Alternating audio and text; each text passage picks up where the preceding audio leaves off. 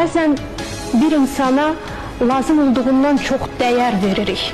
Bax, bunun da bir peşmançılığı olub. Varmı həyatınızda elə insanlar ki, lazım olduğundan çox dəyər vermişsiniz və bugün peşmansınız ki, mən zamanımı heyif ki, bu insana xərcləmişəm. Yəni, zaman insan üçün çox önəmlidir axı. Yəni, bir insan desə ki, mən ömrümdə heç vaxt peşman olmamışam, yalan danışır, gözünün içinə qədər. Çünki bu həyat nədən ibarət? Həyat səhvlərdən ibarətdir. Səhvlərdən, günahlardan, aldanmaqlardan ibarətdir bu həyat. Bütün bu şeylər sənə dərs olur.